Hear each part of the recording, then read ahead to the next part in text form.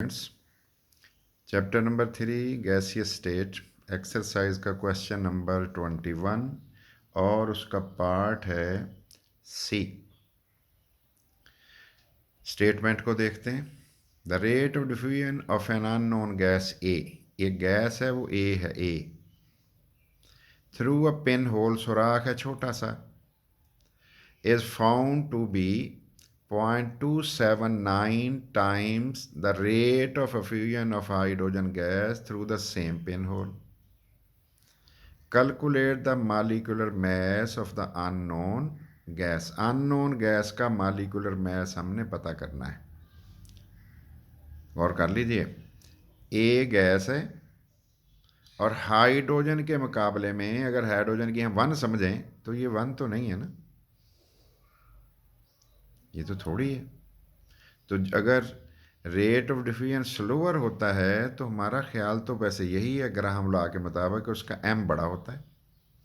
तो चेक करते हैं, फिर पढ़ लें। The rate of diffusion of an unknown gas A through a pin hole is found to be 0.279 times the rate of effusion of hydrogen gas through the same pin hole. Calculate the molecular mass of unknown gas at STP.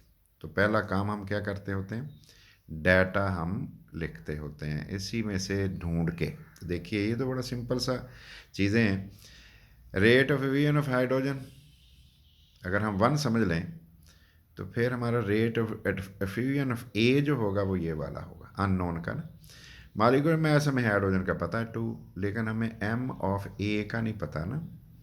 तो अब हमने यकीनन Graham's law जो है वो apply कर देंगे। ये अप्लाई कर दिए।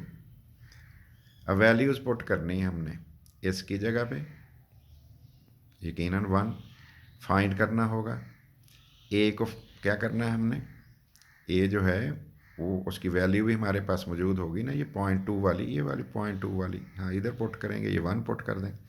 ये फाइंड आउट करोगे, ये देखो फाइंड आउट। फिर और m2 क्या है हमारे पास, m2 कितनी वैल्यू रखेंगे, 2 रख दें। m2 की वैल्यू हमने कितनी रखनी होती है, 2। चेक करें कि वही लिखा है सारा कुछ, कि इसकी जगह पे क्या आ गया है, 1, ठीक हो गया। आर ऑफ ए की जगह पे क्या आ गया, ये ठीक, ये भी दिया हुआ था, ये लिखा हुआ है। और इसकी फाइंड आउट करोगे तो 2 पे डिवाइड, क्योंकि हम मोलर मास ऑफ हाइड्रोजन है। अब इनमें वैल्यू सारी पुट करके इसको सॉल्व करके देख लेते हैं। अब ये वैल्यूज़ पुट कर ली, दोनों तरफ का स्केयर ना ले लें, ये देखो स्केयर ले लिया दोनों तरफ का, ठीक है जी। इस स्केयर से ये स्केयर रूट कैंसिल हो गया, लेकिन इसका स्केयर में 1 स्केयर और ये स्केयर सॉल्व करना पड़ेगा। 1 ओवर देखना पड़ेगा ना कितना आता है। तो देख लेते हैं सॉल्व करके कि हमारे पास आंसर जो है वो क्या बनता है, उसके बारे में गौर कर लेते हैं। ये देखिए ये आंसर आ गया, 1 डिवाइडेड बाई नीचे क्या था 0.279, उसका स्केयर लिया हुआ है ना, इधर अंडर रूट गायब हो गया, वो 2 से कैंसिल, स्केयर से कैंसिल जो हो गया हुआ है m में और 2। अब हमने क्या करना है, ये वाला 2 इधर ले जाओ, ये देखो ले गए 1 इंटू 2, 1 इंटू 2 डिवाइडेड बाई, जो डिवाइड करना है 25.7 ग्राम पर मोल उसका m में ए गैस का जो अननोन जिसको हम कह रहे थे उसका आंसर आ गया। नीचे हम रिज़ल्ट लिख देंगे, लेकिन इसको भी आप खुद सॉल्व करेंगे तो फिर आपको